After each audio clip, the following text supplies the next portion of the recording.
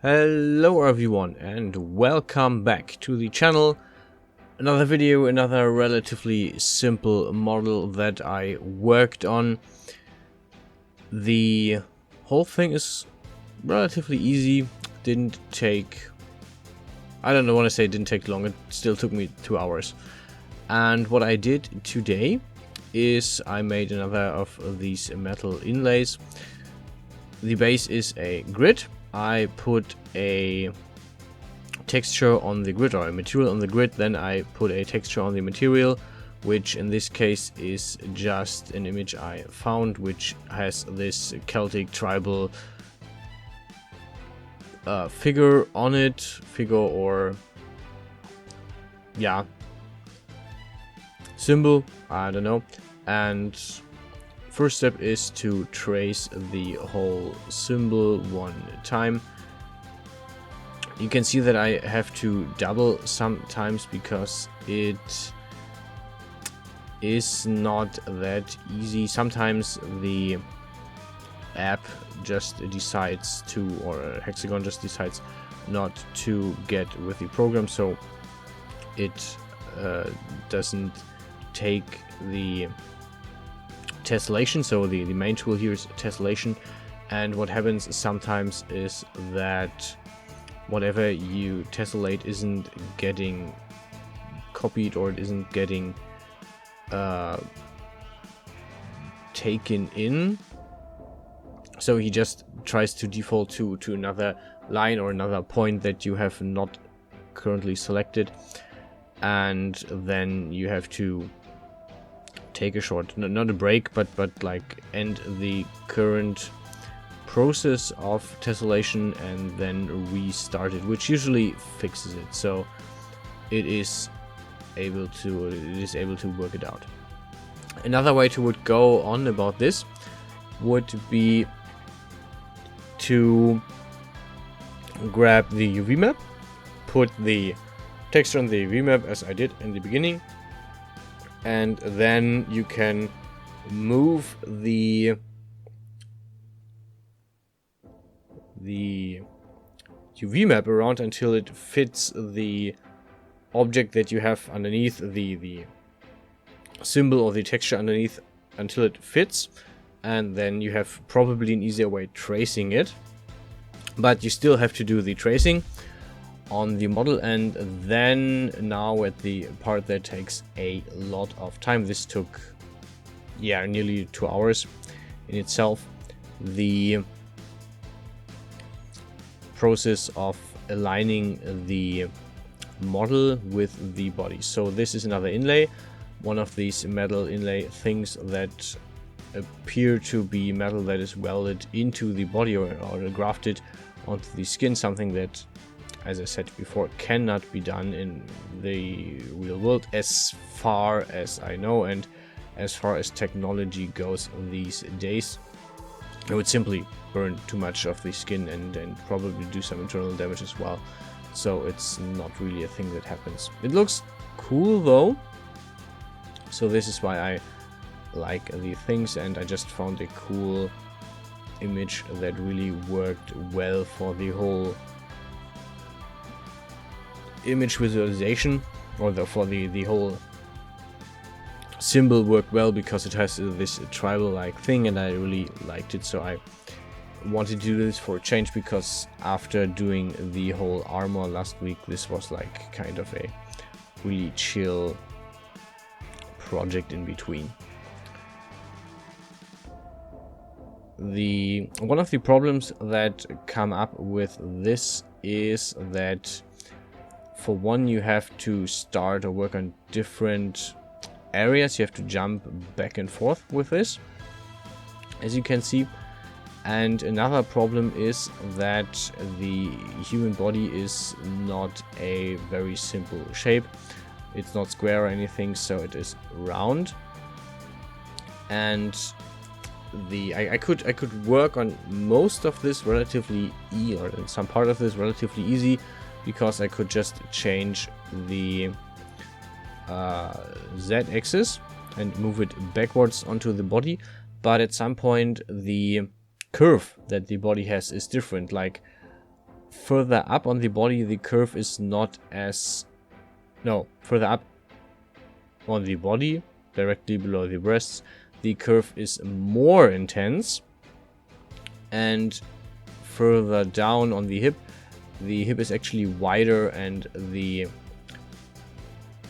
curve that the body makes is not as intense. So you can actually put the model on the body easier. You can see that I'm right now working on the corner, on the rounding on the corner of the body, and I have to take a few times or a few breaks in between and just check where I am, where the round is, where the curve of the body is, so I can properly align this stuff to it. And I'm still working mostly in the main coordinate system, so on the same axis, but I'm starting to change this, and I'm working on two axes. I'm working on the red on the x-axis and on the z-axis, so I have to just make sure it is kind of fixed.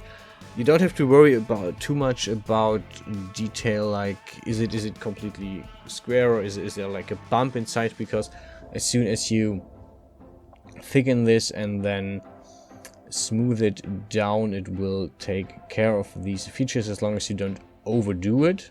If you overdo the bumps, then of course they will be there, but overall it works quite well. And for those of you who are watching, who watched my last video and left maybe some comments, I don't know, don't be too mad about the clickbait on the title. I'm doing the clickbait sometimes, or most of the time actually, just because it gives a bit more interaction with the video. It's not like I need those, but it still is a lot of dopamine to just see, hey, my video got a lot of views and people watched it, even though they just like watched it a minute or something. It's still a positive feeling. So clickbait is my way of having people actually watch my content. And I have a lot of fun making it, to be honest.